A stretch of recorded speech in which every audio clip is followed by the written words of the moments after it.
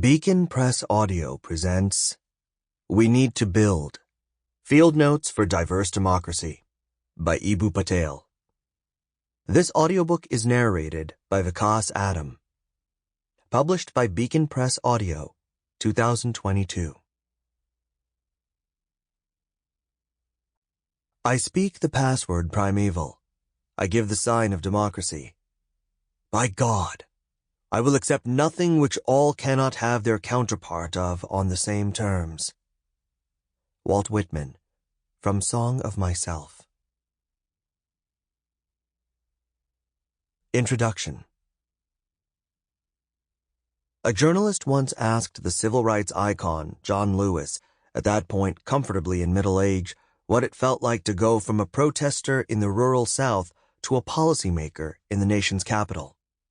The answer was wise and measured. When the drama in the streets is over, the work must continue through different means in other spaces. In the case of John Lewis, the work shifted to the world of government.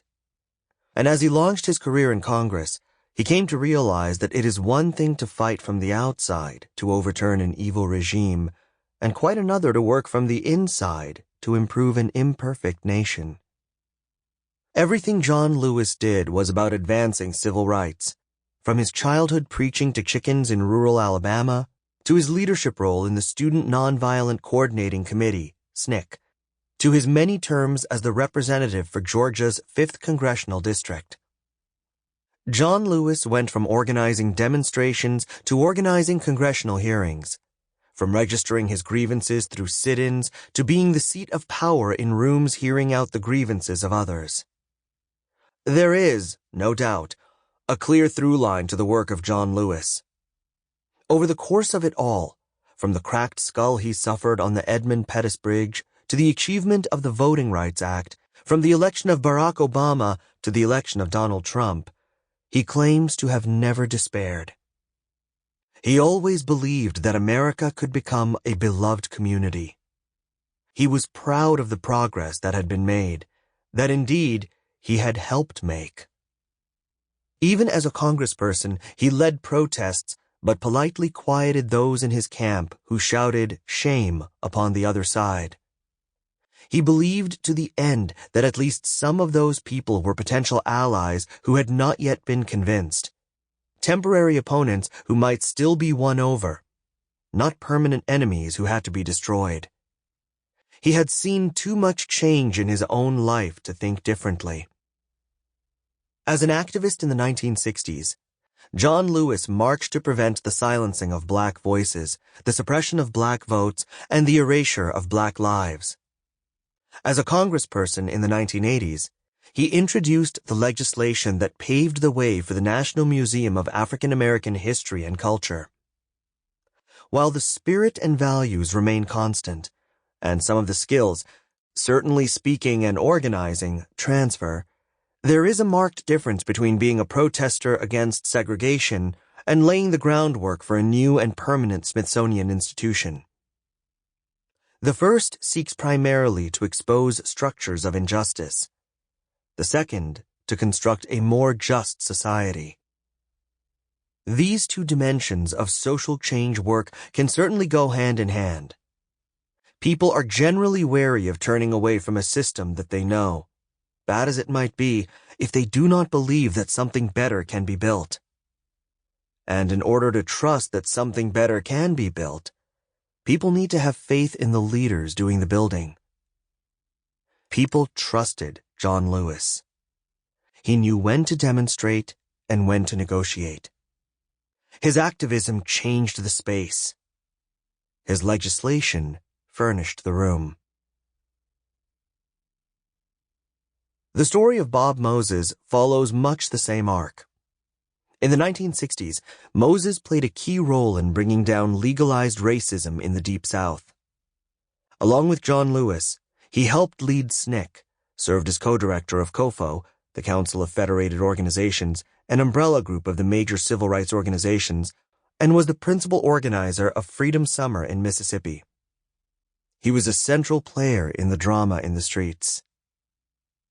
In the 1980s, while studying for his PhD at Harvard, Bob noticed that the poor black students at his daughter's middle school were consistently tracked into lower-level math courses than the wealthy white kids. This meant that they took algebra years later. In the American education system, algebra is the gateway to higher-level educational and career pathways. Delaying algebra effectively relegates you to second-class economic status. Bob called his initiative the Algebra Project, an institution that spread math literacy through poor black communities. As you might imagine, this prompted some cross-eyed stares from people who admired his work in the streets. You mean you helped bring down Jim Crow segregation in the South, and you followed that up by becoming a middle school math teacher? To top it all off, you're claiming that these things are somehow equal. But Bob Moses, like John Lewis, maintained that his new work was just as important as his old work. In fact, it was all part of the same work, just carried out in different sites and by different means. The protests of the civil rights movement were about political empowerment through voting. The teacher training workshops of the Algebra Project were about economic empowerment through math literacy. Both were about full citizenship in American society. When people told Moses that teaching algebra wasn't radical in the way protesting segregation was, he would quote his mentor, Ella Baker, on what it meant to engage in radical work. It means facing a system that does not lend itself to your needs and devising means by which you change that system. As a young black civil rights worker in the Deep South in the 1960s, a principal means available to Moses was protest. He would picket for hours outside local stores that refused to serve black customers, often by himself. As founder of the Algebra Project in an America that had ended legal segregation, in part because of his efforts, Bob had a whole different set of tactics available to him. He could meet with education officials, corporate executives, local politicians, foundation presidents, and wealthy philanthropists. Precisely because his years protesting in the streets were successful, he was now able to walk through the front door of fancy buildings and negotiate at the table. In this way, he created a novel approach for engaging young people in mathematics, raised millions of dollars for his organization, spread the Algebra Project to hundreds of schools, and helped tens of thousands of poor black kids advance along the path to economic and educational achievement. The protests that Bob Moses helped lead in the 1960s were part of the revolution that ended an evil order of legalized segregation and discrimination. The success of that revolution paved the way for the launch of the Algebra Project, an institution that is part of the architecture of a more just new order. Bob went from demonstrating against school superintendents who supported segregation to cooperating with people in the same position to launch curriculum design workshops.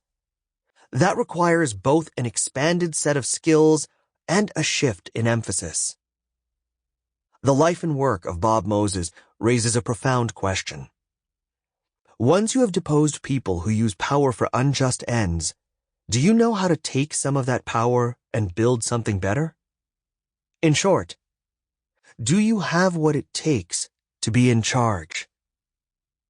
Being in charge means articulating a vision for what the new system will look like, offering a detailed blueprint of its various institutions, empowering and training up a group of builders, and knowing how to build yourself. Building something better can often be measured in clear and concrete ways. In the case of the Algebra Project, the curriculum that Bob Moses designed helped students learn better. The workshops he created for educators helped teachers teach better.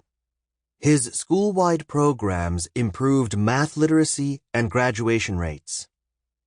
Such achievements were actually at the center of Bob Moses' vision all along. He writes, "The civil rights movement of the 1960s was less about challenges and protests against white power than feeling our way toward our own power and possibilities. Really a series of challenges by ourselves and our communities to ourselves." Throughout it all, whether working with sharecroppers in Alabama, Sample complete. Ready to continue?